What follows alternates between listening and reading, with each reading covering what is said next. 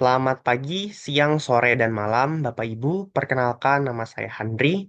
Di sini saya mewakili kelompok saya, yaitu kelompok HIS 1, akan mempresentasikan hasil penelitian kami dengan judul Smart Neck Pillow, mata kuliah Human Integrated System and Organizational Behavior. Latar belakang dari penelitian ini, yang pertama yaitu aktivitas kerja di depan komputer dalam durasi panjang dapat menyebabkan ketegangan otot leher. Yang kedua, posisi duduk statis meningkatkan risiko musculoskeletal disorders. Dan yang ketiga, dibutuhkan solusi ergonomis yang mengurangi otot leher. Rumusan masalah dari penelitian ini, yang pertama yaitu bagaimana prinsip antropometri dapat diterapkan dalam desain smart neck pillow agar sesuai dengan dimensi leher pengguna. Yang kedua, bagaimana pengaruh penggunaan smart neck pillow terhadap konsumsi energi dan detak jantung pengguna saat bekerja di depan kantor. Dan yang ketiga, yaitu bagaimana tata letak lingkungan kerja dapat dioptimalkan agar mendukung postur leher yang netral. Tujuan dan manfaat dari penelitian ini, di sini saya akan menjelaskan tujuan terlebih dahulu, di mana tujuan ini mencakup merancang produk Smart Neck Pillow berdasarkan prinsip antropometri untuk meningkatkan kenyamanan pengguna. Tujuan yang kedua yaitu menganalisis pengaruh penggunaan Smart Neck Pillow terhadap indikator fisiologis seperti detak jantung dan konsumsi energi. Yang ketiga yaitu mendesain ulang lingkungan kerja yang meliputi penyesuaian tinggi meja, kursi, dan posisi monitor untuk mendukung penggunaan bantal leher secara optimal. Selanjutnya, terdapat manfaat dari penelitian ini, di mana manfaat dari penelitian ini mencakup dua manfaat, yaitu manfaat teoritis dan manfaat praktis. Di mana manfaat teoritis ini mencakup tentang menambahkan referensi ilmiah terkait penggunaan modul antropometri, kemudian modul fatigue and energy consumption, dan work environment design dalam desain produk ekonomi. Yang kedua yaitu menjadi contoh penerapan integrasi pengukuran fisiologis dan desain lingkungan kerja untuk pencegahan pencegahan keluhan MSDS. Selanjutnya terdapat manfaat praktis, di mana manfaat praktis ini mencakup memberikan solusi produk yang dapat digunakan pekerja kantoran, mahasiswa, maupun individu yang beraktivitas selama di depan komputer untuk mengurangi resiko kelelahan leher.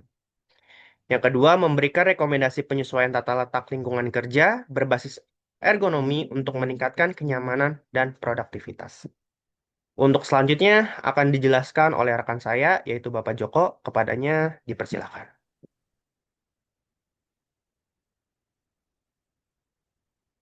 Hai rekan-rekan semuanya. Perkenalkan saya Joko Arianto. Saya akan mempresentasikan laporan tugas akhir lab ADA 01. Bagian landasan teori ada dua bagian, dua slide. Untuk bagian pertama, antropometri, studi pengukuran dimensi tubuh manusia untuk merancang produk ergonomis yang nyaman, aman, dan sesuai kebutuhan pengguna. Penerapannya dalam smart neck pillow memastikan desain sesuai ukuran leher mayoritas populasi. Jadi smart neck pillow ini bisa menyesuaikan dengan pengguna mayoritas populasi, lebih fleksibel. Terus untuk biomekanik, analisa gaya mekanis pada tubuh selama aktivitas seperti tekanan pada tulang belakang leher. Faktor risiko utama meliputi berat badan, postur tubuh, dan frekuensi gerakan.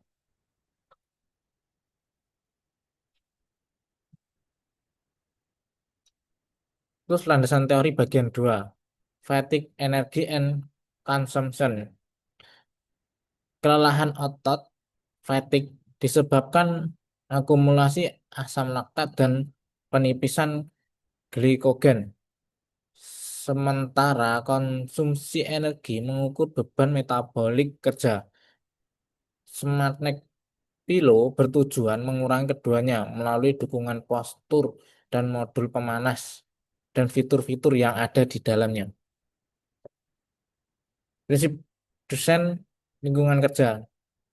Integrasi penyesuaian pengguna panjang leher, lingkar leher untuk mendukung postur tubuh netral dan memaksimalkan efektivitas produk. Jadi produk ini menyesuaikan dengan postur tubuh si penggunanya agar produk ini nyaman digunakan. Demikian penjelasan dari saya. Terima kasih atas waktunya. Selanjutnya, di sini saya akan membahas mengenai metodologi penelitian. Tahap pertama adalah studi lapangan. Pada tahap ini, tim melakukan observasi langsung terhadap pengguna potensial, misalnya penumpang pesawat, pengguna transportasi jarak jauh, atau pekerja yang sering berpergian. Tujuannya adalah mengidentifikasi pola penggunaan bantal leher dan masalah yang sering dihadapi. Setelah data awal terkumpul, kita melakukan identifikasi masalah. Contohnya, banyak pengguna mengeluhkan nyeri leher, sulit tidur, atau bantal konvensional yang tidak ergonomis. Dari sini, kita mulai merumuskan masalah inti yang akan kita selesaikan dengan Smart Neck Pillow. Langkah berikutnya adalah menentukan tujuan penelitian secara jelas. Misalnya, meningkatkan kenyamanan, mengintegrasikan teknologi pintar, dan mempermudah penyesuaian kekencangan bantal. Kemudian kita masuk ke pengumpulan data, yang meliputi survei pengguna, wawancara mendalam, serta analisis produk pesaing. Data yang terkumpul kemudian dianalisis secara kuantitatif dan kualitatif. Dari hasil analisis ini, kita mendapatkan preferensi fitur, spesifikasi teknis, serta kebutuhan ergonomis yang akan menjadi dasar desain. Selanjutnya adalah perancangan desain. Pada tahapan ini, tim membuat rancangan 3D, menentukan material, serta merancang integrasi teknologi seperti sensor postur, sistem pemanas, dan mini kompresor. Desain yang sudah matang kemudian direalisasikan menjadi prototipe. Prototipe awal digunakan untuk uji konsep, sedangkan versi berikutnya sudah mencangkup semua fitur yang akan ada pada produk akhir. Prototipe yang sudah jadi masuk ke tahap pengujian dan evaluasi. Pengujian dilakukan untuk memeriksa kenyamanan, keandalan komponen elektronik, waktu inflasi, kebisingan, serta keamanan sesuai dengan standar IEC, ISO, dan FCC. Jika hasil ini belum memenuhi target, kita lakukan revisi desain. Proses ini bersifat interaktif, sehingga produk terus disempurnakan hingga mencapai performa optimal. Setelah desain final terbentuk, dilakukan pembahasan dan analisa secara menyeluruh untuk memastikan semua tujuan penelitian tercapai dan semua fitur berfungsi sebagai mestinya. Akhirnya, kita sampai pada tahap simpulan yang merangkum hasil penelitian dan pengembangan. Jika semua sesuai rencana, produk siap masuk tahap produksi massal dan peluncuran ke pasar. Itulah alur metodologi penelitian untuk pengembangan Smart Neck Kita Pillow. akan melanjutkan pembahasan sebelumnya dari Mbak Sofi.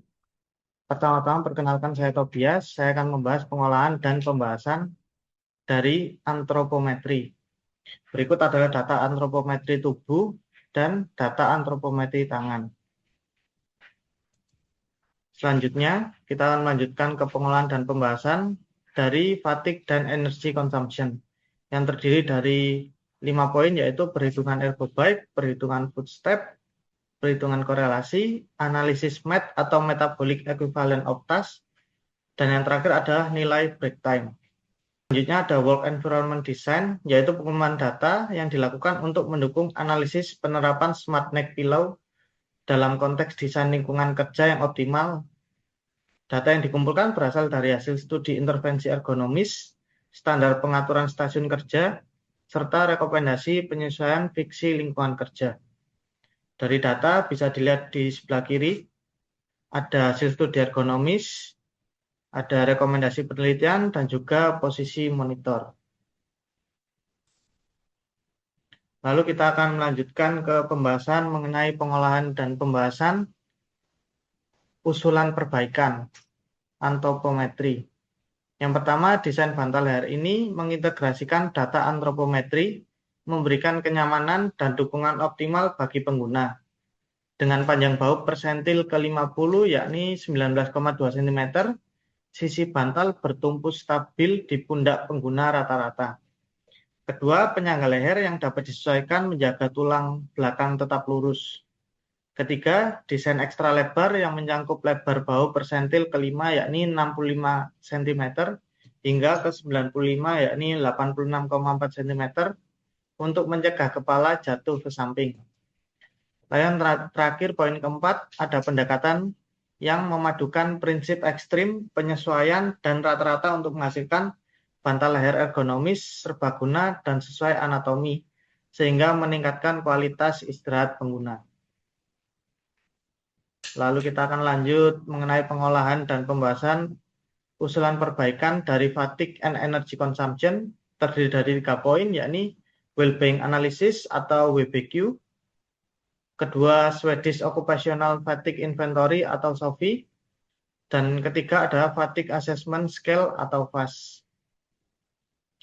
Untuk materi terakhir saya adalah pengolahan dan pembahasan usulan perbaikan dari work environment design. Terdiri dari 6 poin, yaitu penyesuaian posisi monitor, kedua penggunaan kursi ergonomis, ketiga pengaturan meja dan posisi lengan, keempat latihan ringan dan istirahat berkala, kelima edukasi ergonomi, keenam dan yang terakhir adalah evaluasi berkala. Sekian dari saya, materi selanjutnya akan dilanjutkan oleh rekan saya, Mas Syamsuri.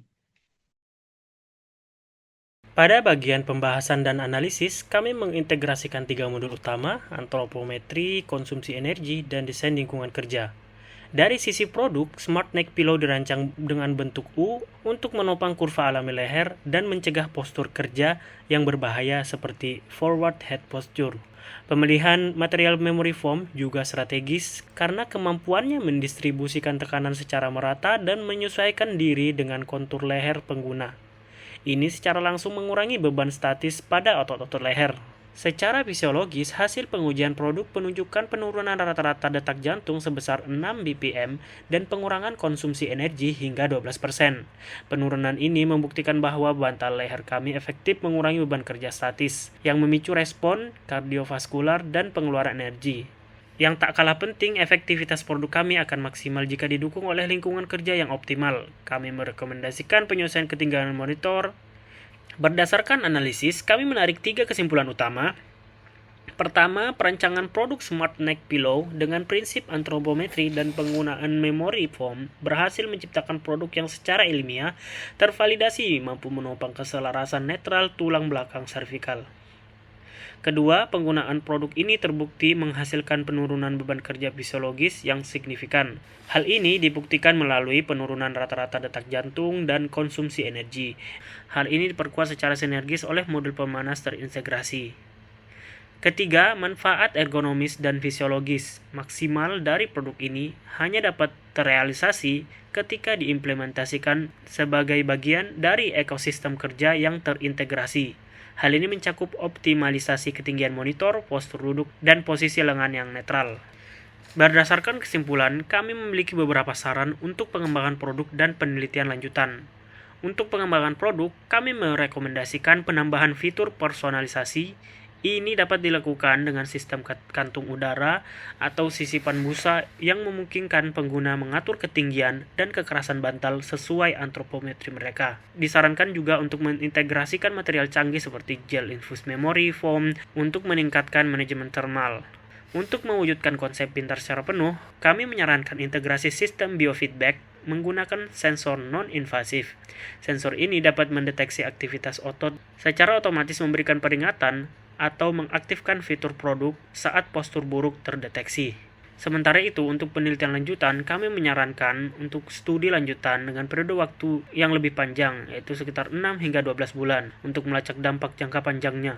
Kami juga merekomendasikan uji klinis komparatif untuk membandingkan efektivitas SmartNIC Philo dengan intervensi lain. Terakhir, penting untuk mengkorelasikan data fisiologis objektif dengan umpan balik subjektif pengguna menggunakan instrumen terstandarisasi.